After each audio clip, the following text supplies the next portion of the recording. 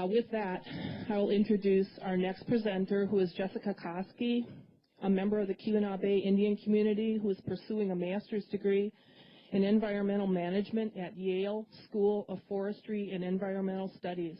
Her research and coursework are focused on understanding our local mining issues in relation to broader frameworks of environmental law and policy, environmental justice, and the Indigenous rights movement. I do encourage you, too, to pick up one of the copies of Headwaters magazine, which has been rushed into us here so we could have it at this conference. Jessica has an article on page 16 of this, and it's available back over here where you see the vendor booth at the back where Barb is with the blue stand-up keepers of the water. Please join me in welcoming Jessica Koski.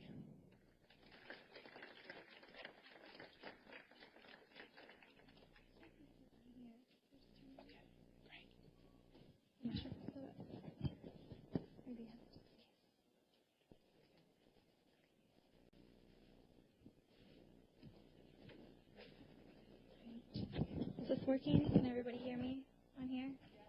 Yeah? Okay. Okay.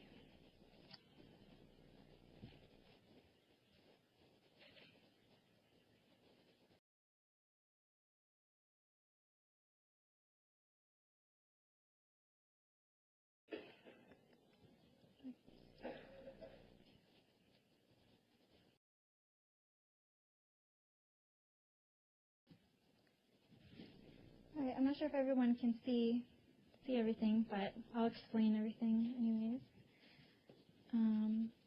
Thank you for having me, and thank you all for being here. It's really great to come back and get this opportunity.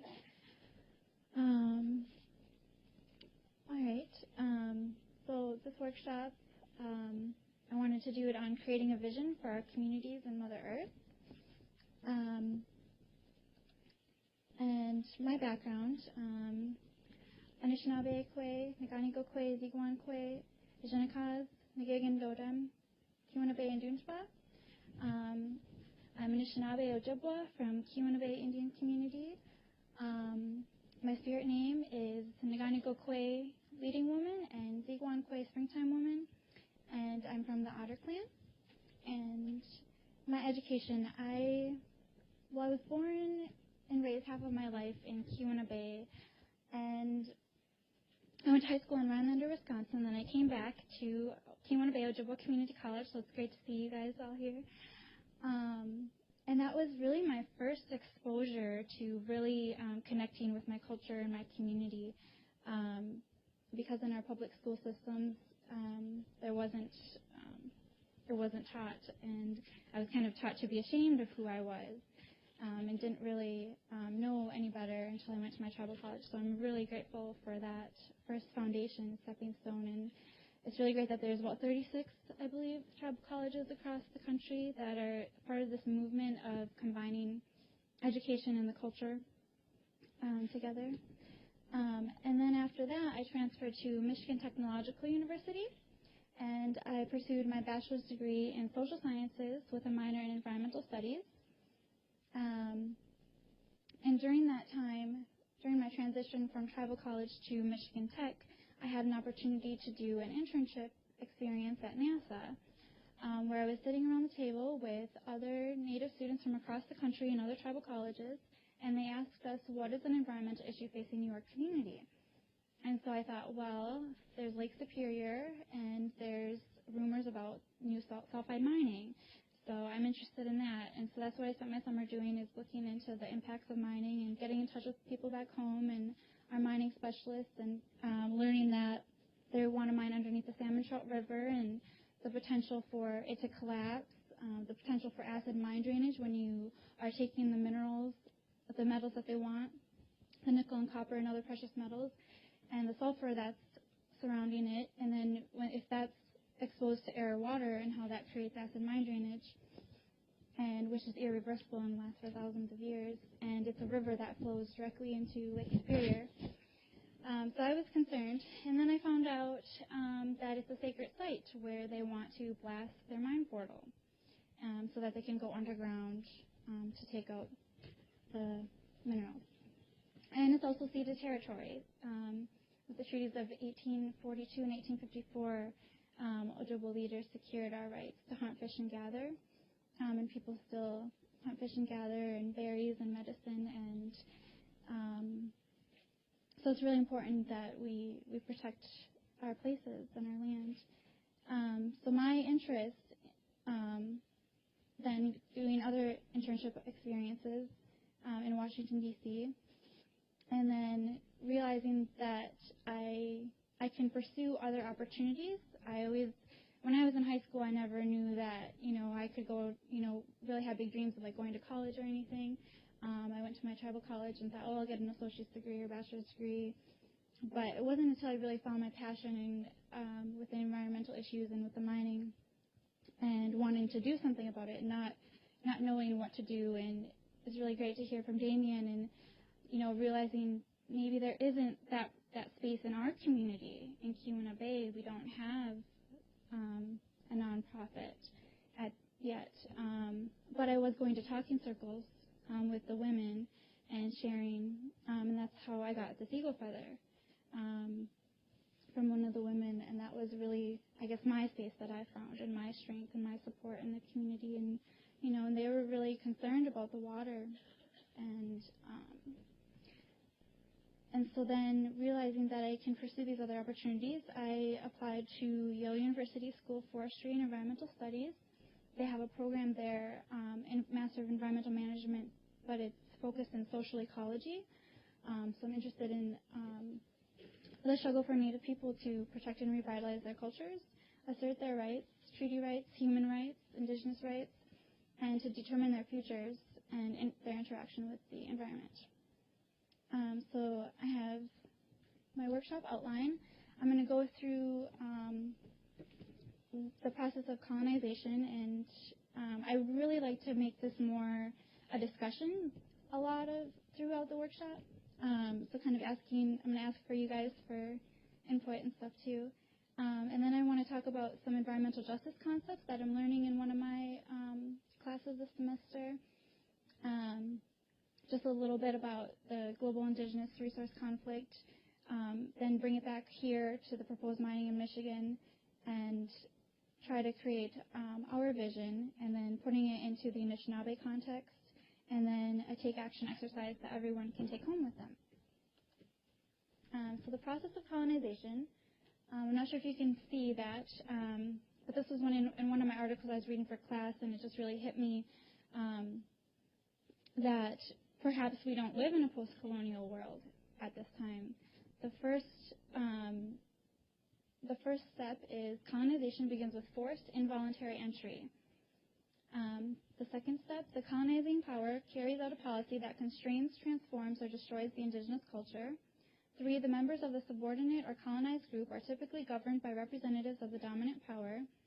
And 4, outsiders employ a racist ideology to maintain the system of dominant-subordinate relations.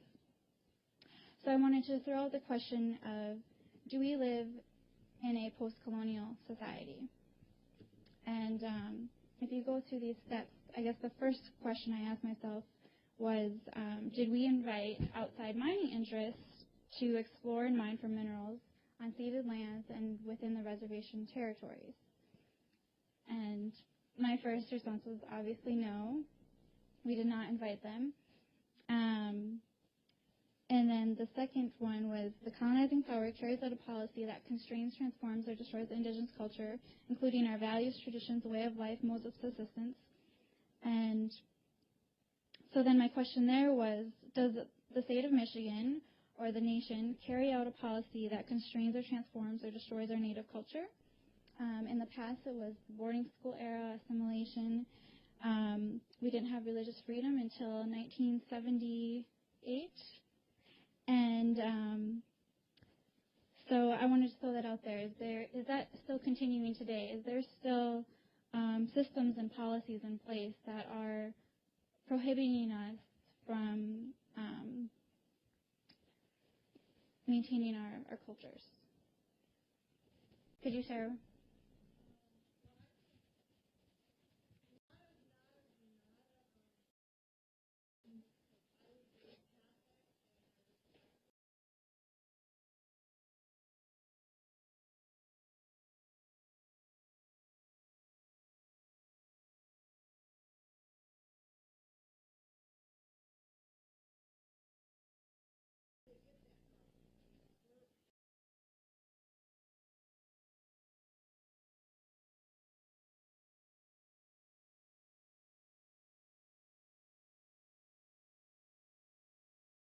Great. Yeah, that's a great one. Does anybody have any other ones that they recognize?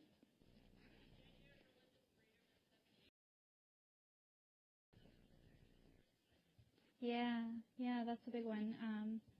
There was a case, the Wing case, Supreme Court case, where the Supreme Court ruled in favor of the federal government's right to use its property on national forest land versus the religious freedom of Native Americans. Is there any other one that anybody can think of? Mm-hmm. Mm-hmm.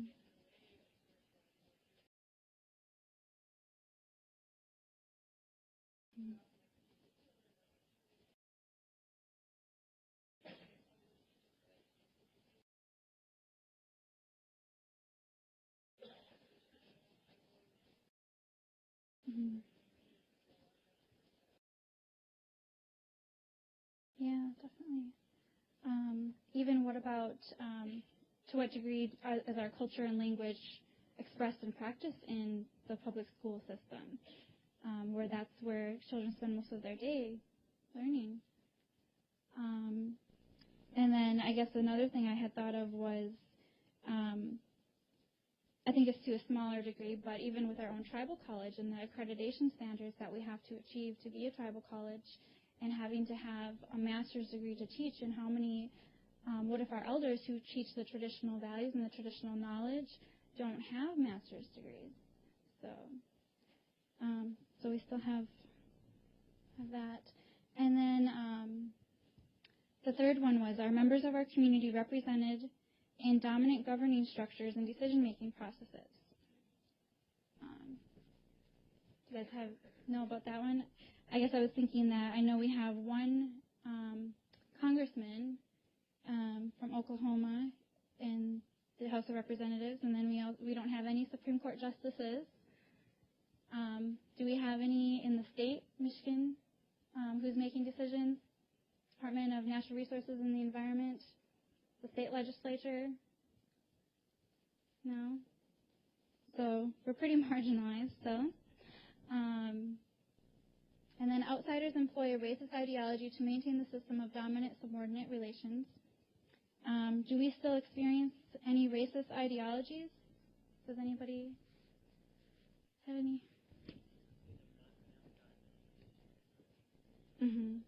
Yep. The mascot issue, that's a big issue. Any others? Yes, we experienced a large amount of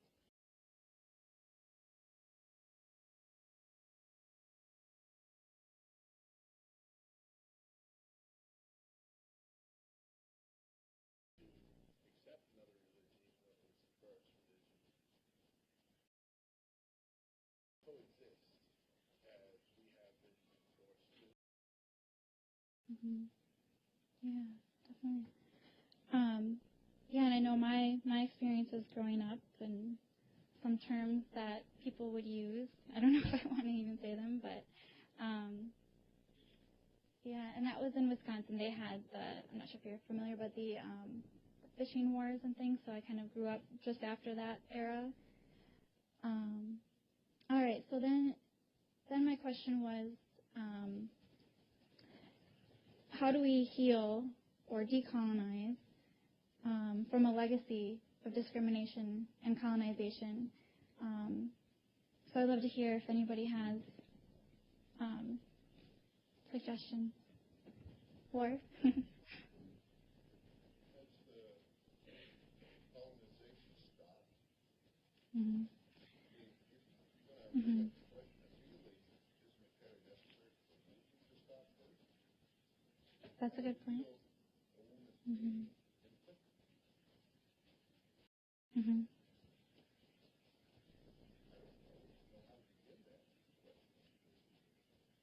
Mm-hmm. How to put this. I was born and raised Catholic, and anyway, I taught in Catholic school, one a short time on one reservation, and here as a principal in another reservation area, and I've also been in inner cities. And this is kind of insidious everywhere. And the religions are very closely connected emotionally and psychologically with the power structure and the supporting of the government.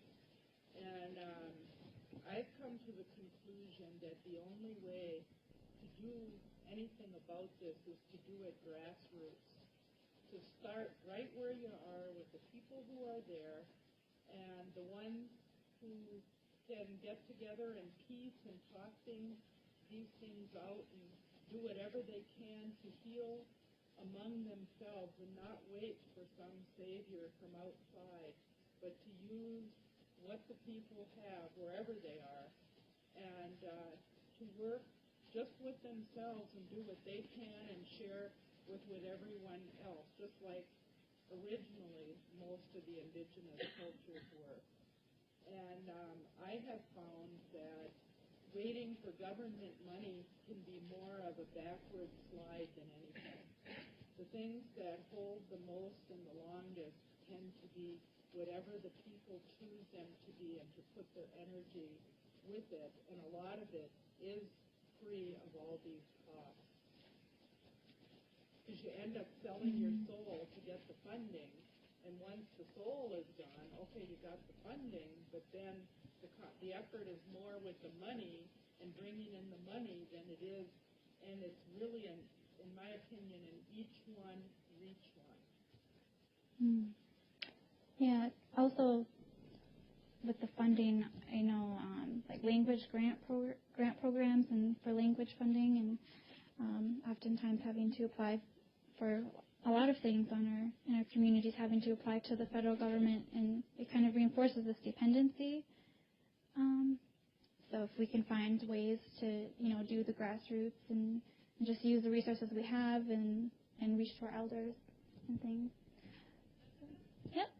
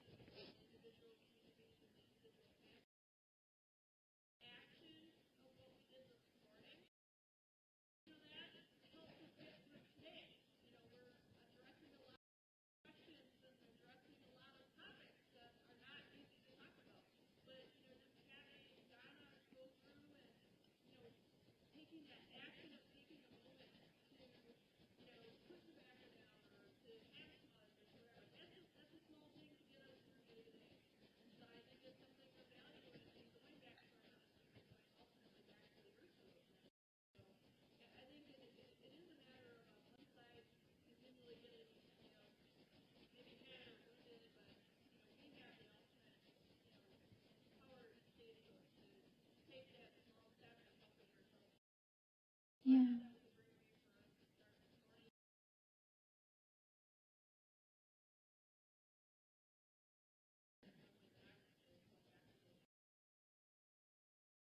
Yeah, definitely.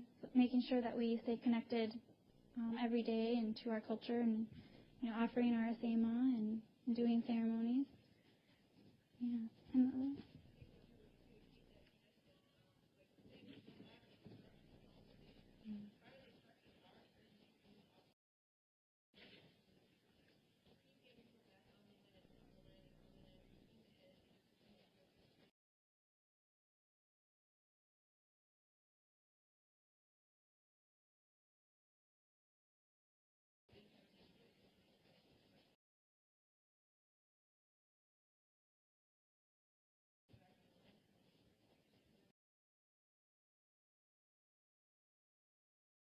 yeah. So maybe encouraging our people, our tribal members, to come back.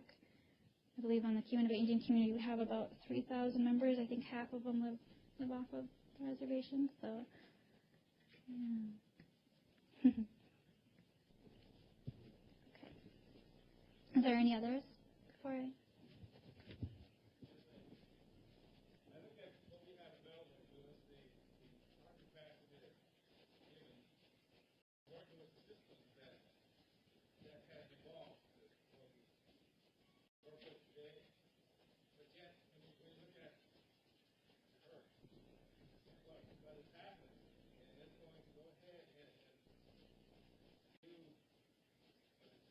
what it wants to, and we like it or not.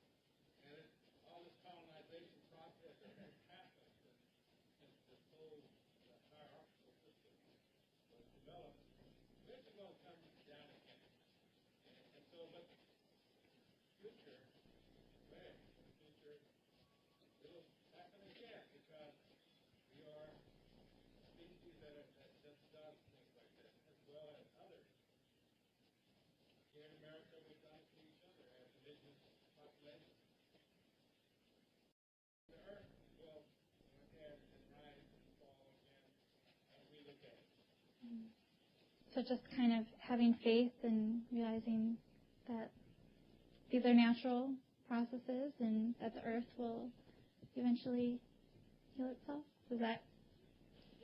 Okay. Mm-hmm.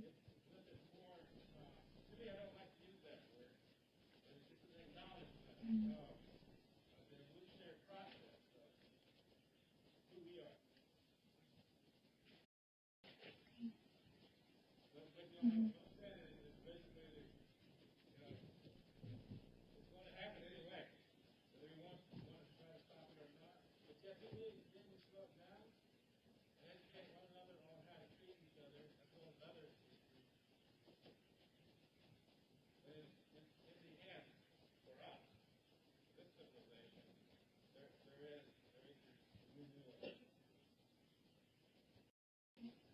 Things?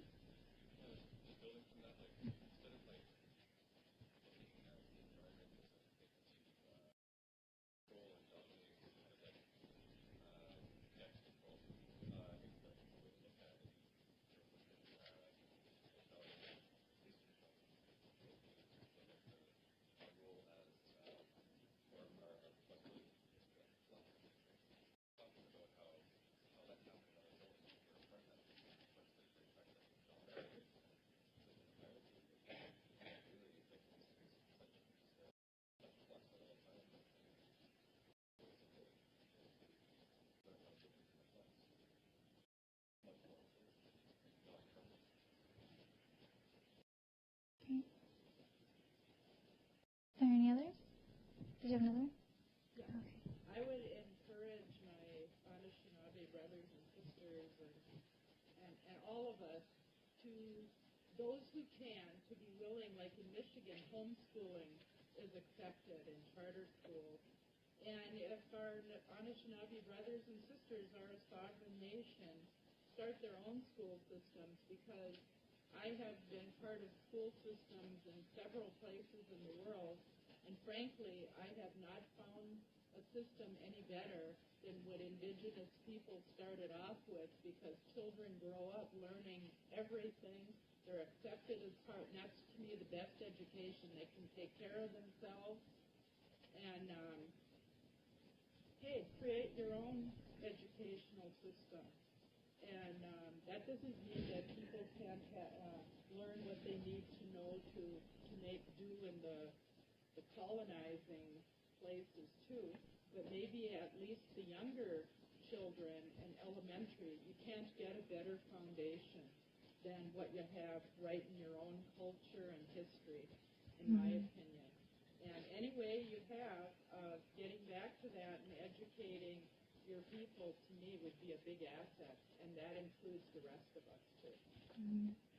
Yeah, I know my auntie is starting to help. They have the tribal pre-primary program, and so she's working with an elder to learn the language and teaching it to the children, and she'll tell me stories of how the children are learning the animals, and they'll be out with their family and like saying wabu, sawashishi, and teaching their family the language. So it's kind of starting with the children too. But it's really good to continue that on and make sure we have those supporting structures for the children throughout all of their years too. And that doing the right thing is part of it. That's part of your education. Mm-hmm. Is there any other? Any others? Okay. All right. Well, then I wanted to get more into focusing on the environmental issues facing our communities. And so I wanted to also hear from you guys again on just brainstorming what are some environmental problems facing our communities as a starting point.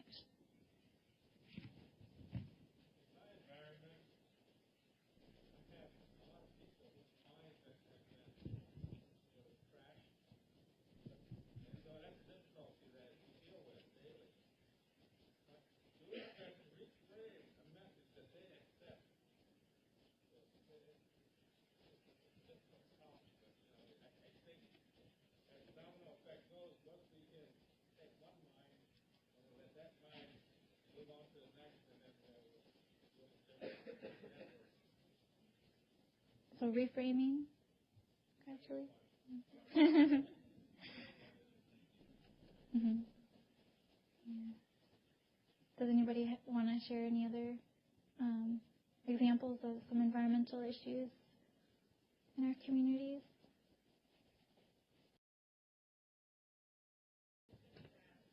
Mm-hmm.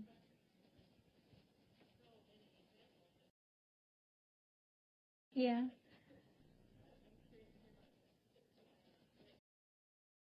Okay.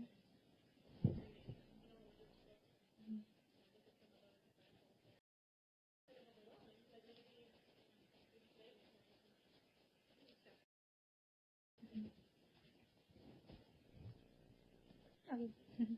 Yep, you.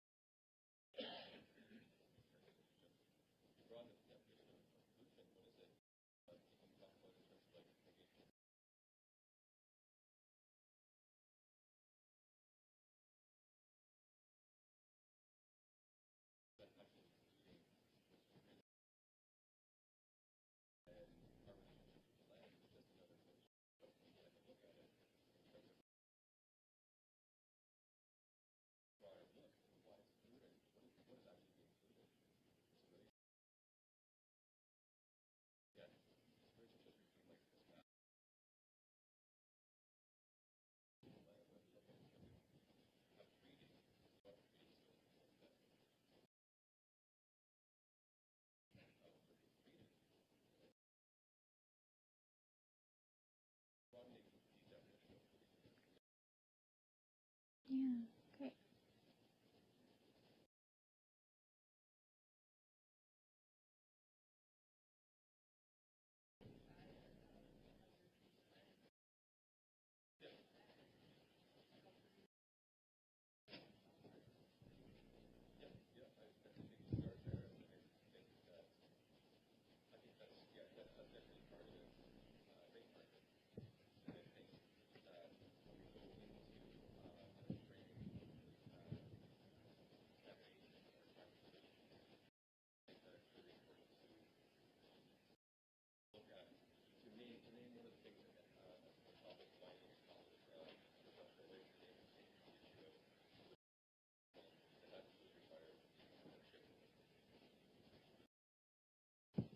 Okay. Yeah, I guess some of the ones that first popped up for me was mining, persistent organic pollutants that are concentrating in Lake Superior, just everyday litter that we see on Mother Earth. There's invasive species. I see uranium now in some of the water wells on the reservation. And I guess another thing is the junkyards and the scrapped cars and that leaking into the earth, I see as another issue. So maybe like what Damien said, taking mining and kind of tracing, looking at the relationships involved in that. Yeah.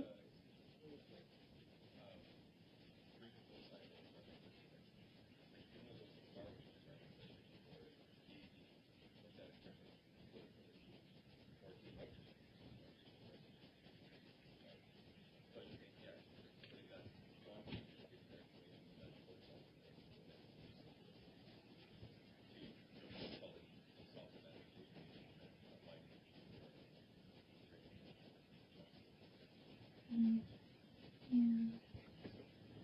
All right. Does anybody have any other examples of environmental issues? Okay. Then I wanted to talk about some environmental justice concepts that I'm really finding fascinating in my way to kind of broaden my perspective on thinking about these issues and how they relate to other issues.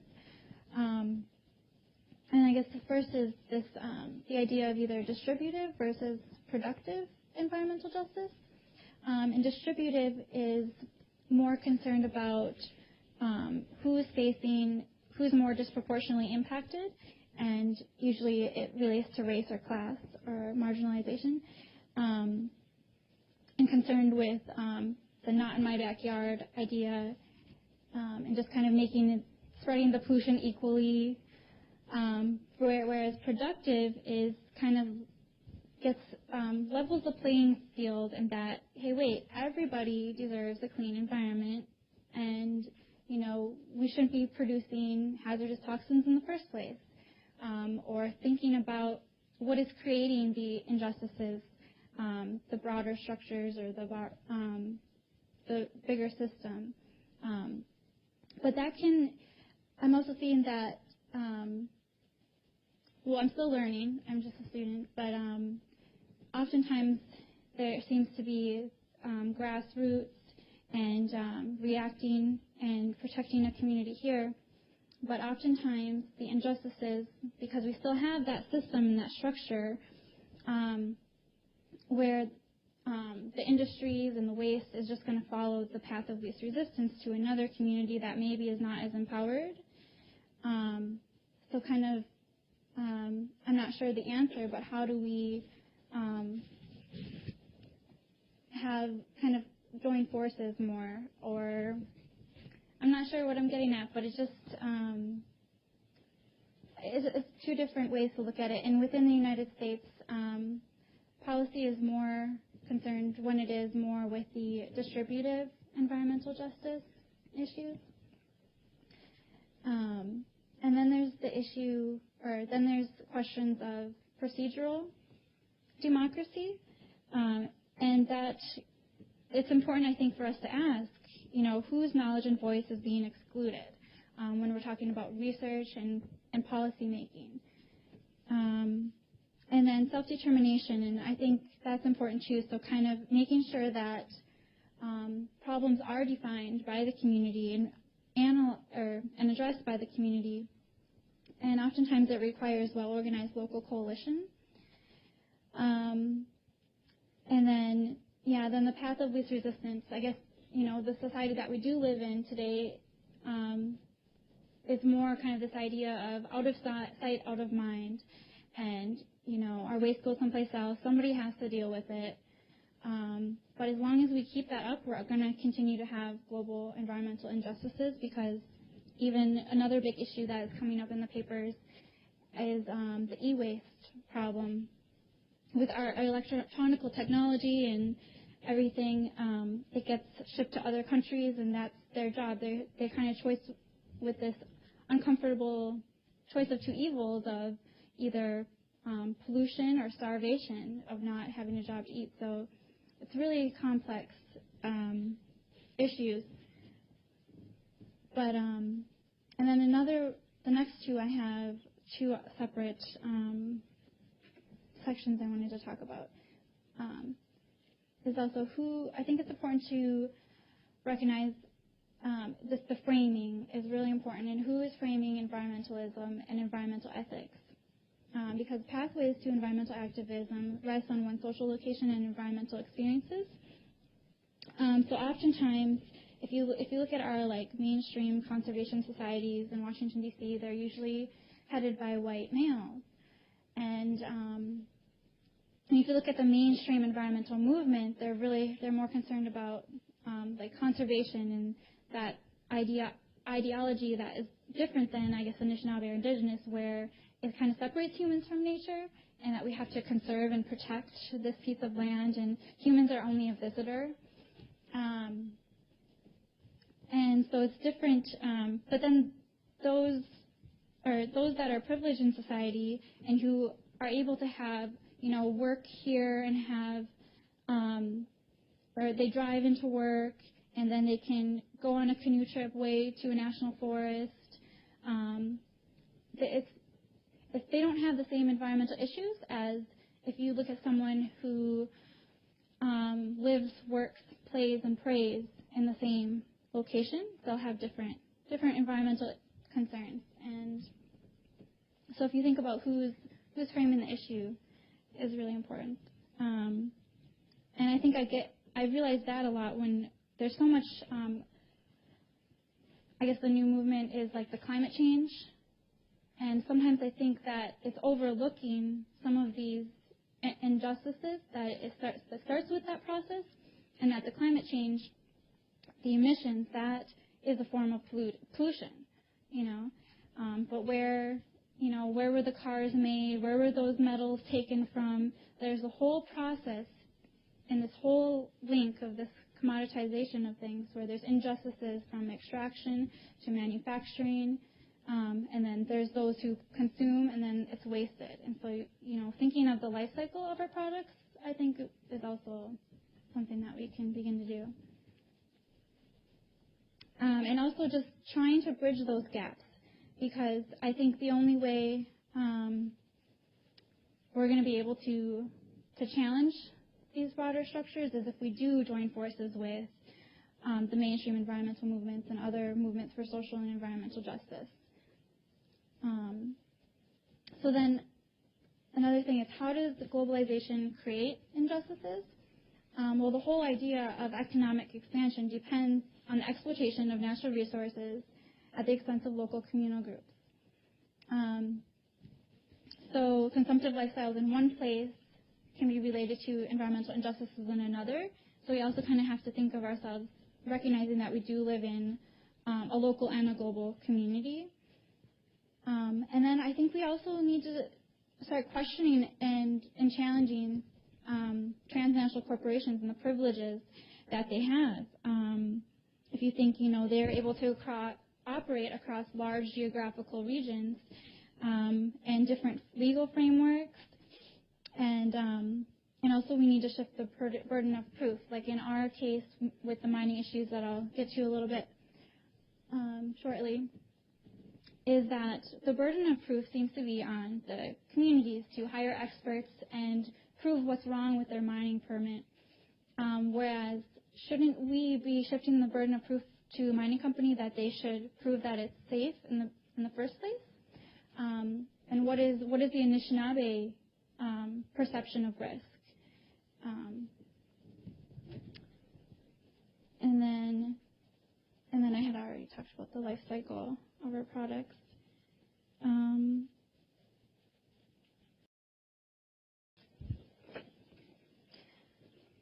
And this is really a big issue that Indigenous people around the world are grappling with pressures. They're on the front lines of this resistance. In Guatemala, there's mining, Ecuador, mining and oil, Peru, they're dealing with oil, Canada, tar sands, Alaska, they are struggling with the pebble mine and ANWR. And so there's a growing movement for Indigenous rights, and there's even the United Nations Declaration on the Rights of Indigenous Peoples. However, the United States, Canada, and New Zealand, Australia recently signed. They recently signed, but there's still those three countries that haven't signed the Declaration on the Rights of Indigenous Peoples. So even the United States government, we live in the United States, and they didn't sign this declaration. Although we do, a lot of our communities, at least for Anishinaabe, we're lucky to have our treaty rights, but then also to what degree are those treaty rights honored and upheld? So then getting to the proposed mining in Michigan. This is off of the Save the Wild UP website, and so you can kind of see all of the proposed and potential mining activity in the region. This is a really rich geological region for minerals. So this is probably not an issue that is going to go away. And so then I wanted to hear from you all, especially those that are from the UP and from the community here. What are your concerns? And I had listed some examples of the potential environmental impacts, treaty rights of ceded homelands, the destruction of a sacred site, and the protection of our Great Lakes. But I just wanted to open this up to kind of hear what are your concerns of the proposed mining, specifically the Eagle project.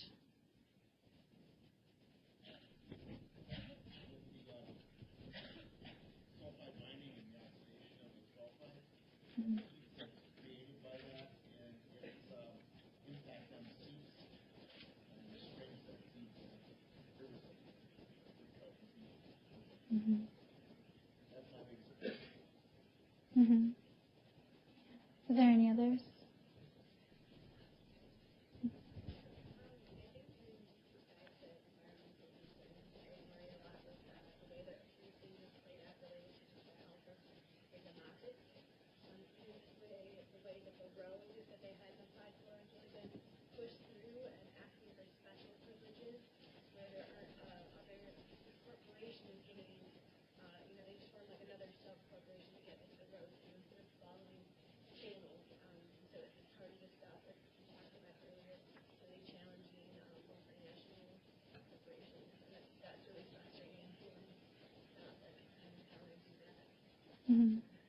Yeah.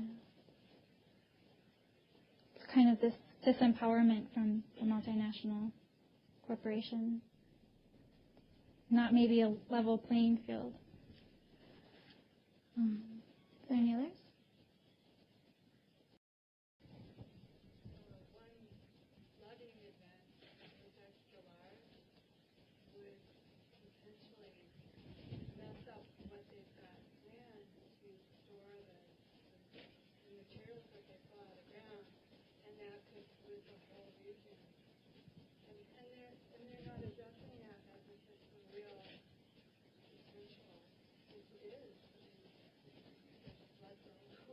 So, I mean, things like that, it's like, they're pretending that it's not important, that Lake Superior is a watershed that's at the top of the line in the cleanup, and it's a really important place to protect. I mean, being from another country, even that the corporation didn't even send representatives to the big hearings over here. So they were just too big to care about the little community. And there's so many issues. It's a really big issue. Even the mining people that examine the plans that were made to make the mine, the people that have written plans for main mines say they're not feasible and they were written wrong and there's always mistakes and they should rewrite them to make it a legitimate scenario, but they won't do it. And they seem to be able to get through every stage of the system of planning and going through it without following the policies that make sense and are legal. And then they pretend it's already a done deal to try to psychologically prepare the people for defeat, so they don't think that it's even possible to contain it and change it. Yeah. All of those things. Yeah, you touched on a lot of big important issues. Yeah. There definitely seems to be, we see at the hearings, we see the state, but we don't maybe see the company. They're too big away. And then how much of a vested interest does our state have in this? Are the laws being enforced? Indigenous people thrive in the area of the mine. They were smiling when they brought up those issues. They didn't have any interest at all. Yeah, and this the psychological that you said, kind of making the project seem like it's inevitable and trying to push it through really fast. But it's not inevitable. They stopped them in Wisconsin, and they stopped them in other places. So I think that's just a psychological way to kind of disempower people. So I think recognizing that and recognizing that the people do have power.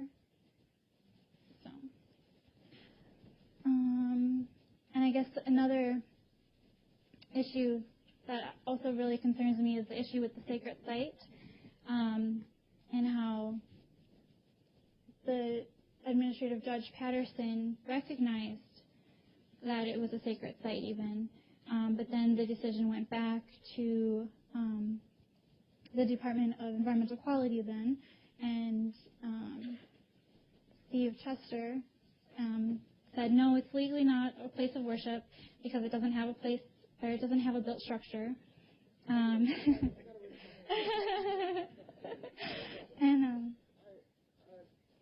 obviously, you're going to hear on a windstorm.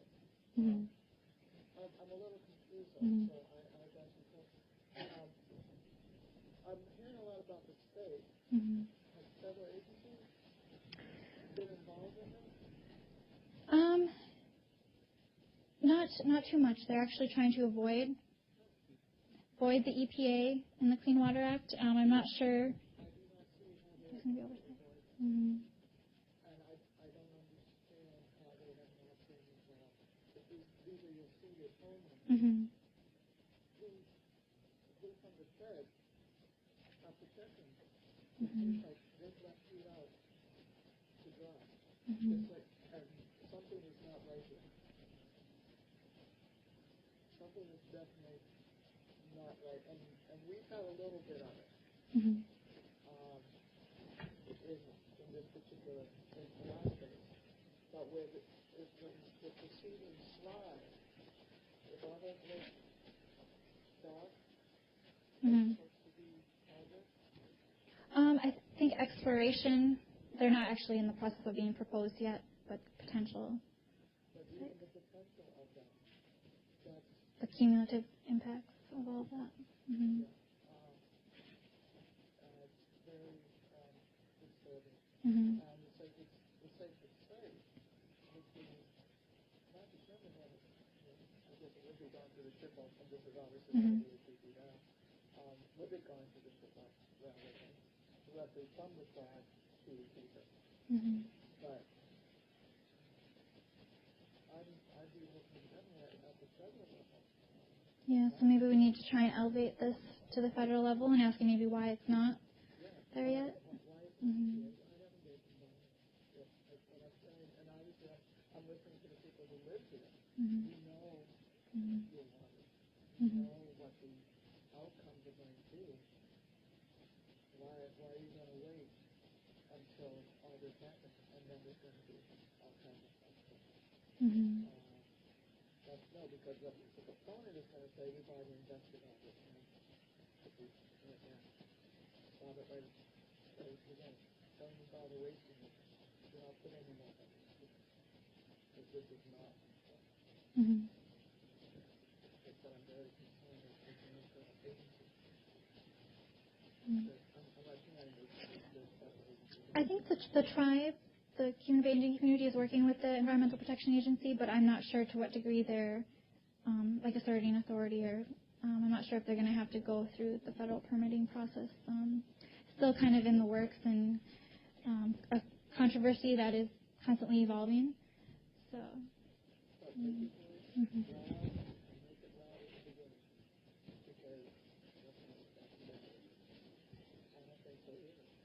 EPA would not be the lead agency. It would probably be the Minerals Management Service, and they would be the ones that would be responsible for initiating 106. Mm-hmm. Yeah. Which is the only way to defend. And I mean, if you're at a state level, you cannot defend against federal agencies. Yeah, so that's a question because it's treaty rights, and so those are agreements with the federal government. So to what, I wonder, I'd be curious to know if there's other cases with other communities using treaty rights and the federal. We don't have treaty rights, but under Section 106, we are in the process of protecting sacred sites. Right, exactly what you're doing, the proposed project is different in a lot of ways, but in a lot of ways it is the same. And the process to get there is the same. The process to defend yourself is the same. Yeah. Did you have something too? I feel encouraged. Thank you for sharing that. I have spoken at every hearing, I think, that was held here in Marquette about this. And it's not just the Anishinaabe who are concerned. There are many of us who don't have a drop of blood who are concerned and speaking up. From my observation, Kennecott has bought up our media, and there's a big link with our unions because of this desperate for jobs. And people can only, and my grandfathers were both miners, and most people don't seem to understand the difference between hard rock mining and sulfide mining. And there's all kinds of things, and people are scared, and the job situation in Michigan is even worse than it was when this all started up. I looked into the history of Rio Tinto, and it's terrible, and people just don't seem to look at that. And the company seems to be able to buy up people's opinions just like that. And it is hard to not feel overwhelmed. There has been some intimidation, too. Some people have gotten beat up at their houses. There's been a lot of intimidating psychological sides to it, too. It's a really enormous issue. And the doctors, the whole community of doctors came out against the mine because of the toxic effects and the health effects over the long term for the doctors. Yeah, my ultimate concern is the water supply. And now all these others are concerned too. But we're so close to Lake Superior, and the history of the Rio Tinto mine, none of them have been safe. And we're 10 miles from Lake Superior. They're right on our aquifers, which are water supply. And once that leaches into Lake Superior, tell me how they're going to keep it out of the other 4 lakes. The Great Lakes hold 20% of the fresh water in the world, and water is at a premium. It's been for a while more expensive for water than for gas. If you buy bottled water in the gas station, you're paying more per ounce than for the gas. And what we can live without a lot of these other things, but nobody that I know of can live without water for any length of time. And I don't see these people considering the danger of polluting our whole water supply up here. So, and right from the get-go, I was contacting Congress about a third-party water check. Everything's been done by Rio Tinto. It's all biased from what I can tell. And like everybody is saying, it could go on for days and weeks and months. So I'm glad to hear what you said. That's the first thing. That even sounds a bit hopeful to me. And it is a challenging issue. One of the things, too, is talking to the scientists that they use, who were supposed to be unbiased and doing real science. They're geologists who designed the idea of the rubber encasement for the rocks that come out of the ground. She was in her early 20s or so, and she was extremely biased toward Rio Tinto on their side of it. So her science was just totally non-trustworthy. I mean, it wasn't a real situation, and it was disempowering to see that, and the way, I mean, the whole thing should be written up as a how to see what all these techniques that they use and that they continue to use. It's a very important issue, and it keeps, and the flow of information keeps getting held up. You know, I mean, you were saying something about how do different communities not just bear the burden for the other communities. You know, and the flow of information needs to be very well connected between communities and people, and when it's not fashionable to talk about it or all that, people stop thinking about it, and then Thank you. The people listening seem to even be laughing at all the people, and even at the professional people who into mining and very knowledgeable. We were all treated like we're total ignoramuses and that we know absolutely nothing. And so, like, I don't know if any of the Anishinaabe were there at the hearing, but everyone that I heard speak, we were all kind of laughed at, no matter what we are considered in the community. Yeah, so maybe we also have to be brave and speak up for what we believe in, even if it's going to be, not the most popular thing. But I think in the end we're going to have to, if we really want to prevent it, we're going to end up having to put our bodies at the site in peace, without guns, and willing to lay our life on the line for it. Yeah, I was reading some communities do that, go and camp at a place. But it has to be done peacefully. Okay, 5 minutes. Okay, and then you had also touched on, actually, if we only have 5 minutes, I want to do an exercise. But first, this is Rio Tinto's vision. Eagle is just one of many projects that we will add to Rio Tinto's growth and value. Our focus is on 6 further adjacent prospects that may have the potential to extend significantly the mine life at current planned production rates. And I received this off of their website.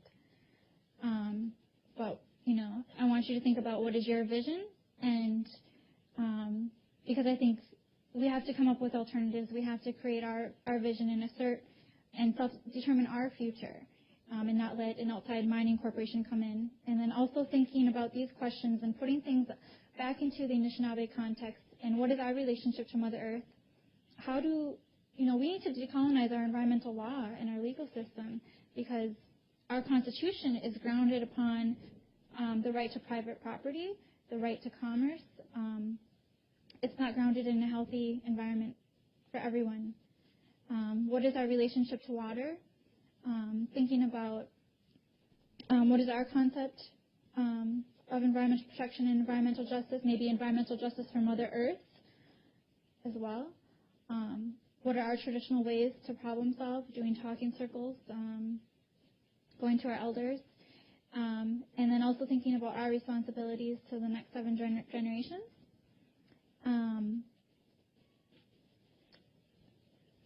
And thinking about what resources and opportunities are available to us to promote change.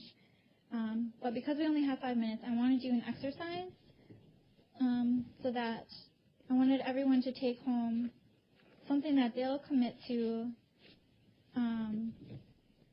for their community and Mother Earth. So if you can write down like one goal or vision that you have that you'll commit to, and I have some ideas up there.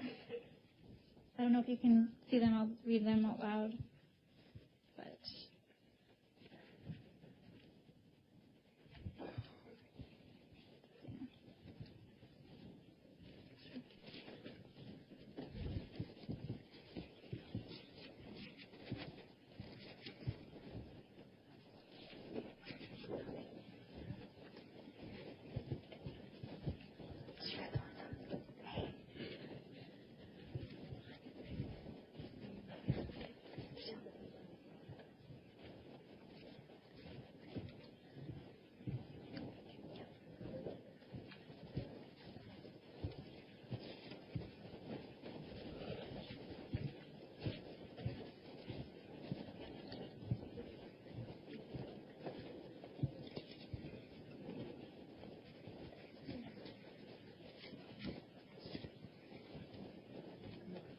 I don't know if I have enough.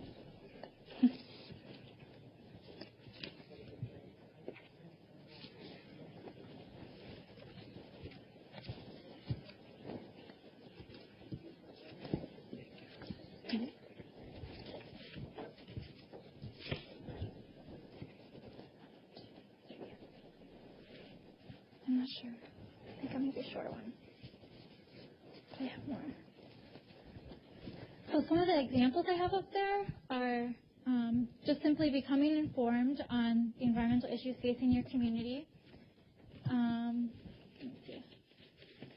And then working to help revitalize tribal languages and culture, writing to tribal, state, and national leaders or news sources about the issues that matter to you. Does anybody need more cards?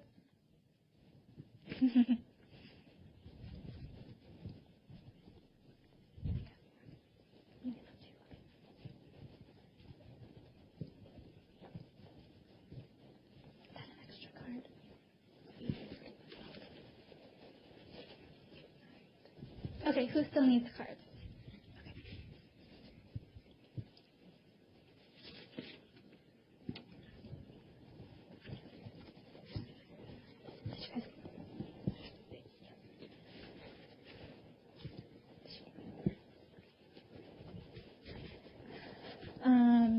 You could volunteer one day with a friend and help to clean up litter in your community. Does anybody else need one? Did I get everybody?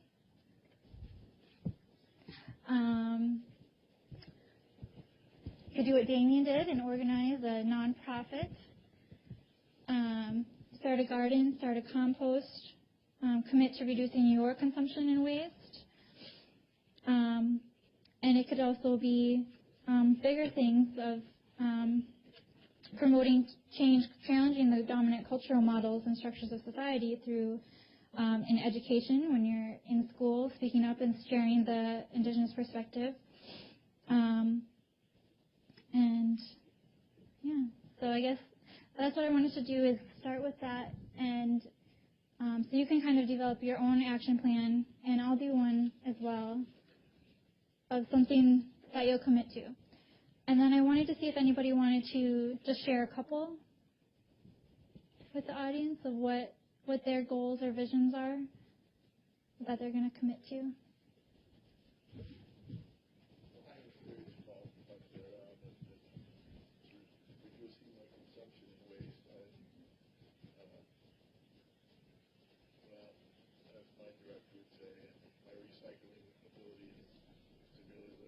Mm-hmm. I testify that I will reduce my consumption and waste and improve my recycling. Great. She'll back it up. Is there any others that want to share?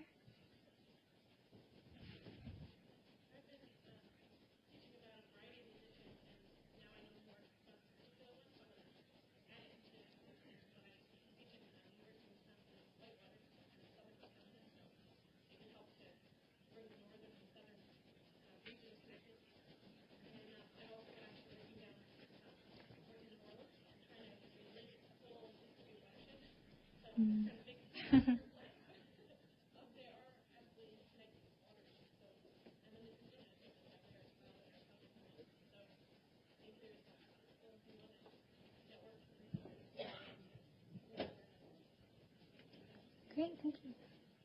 Any more?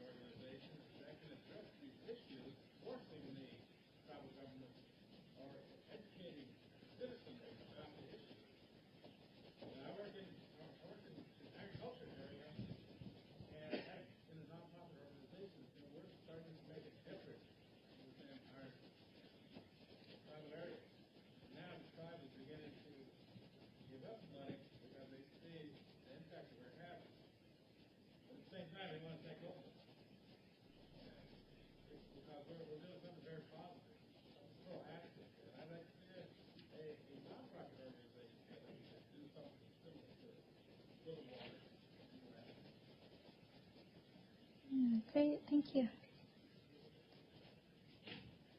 So I think that's it. It's been through any other ones. Okay. All right.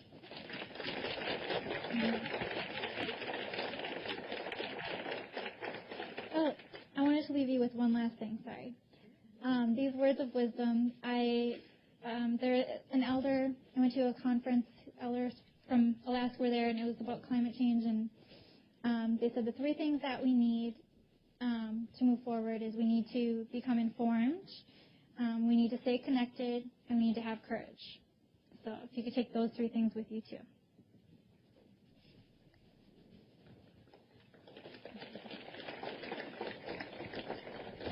Thank you.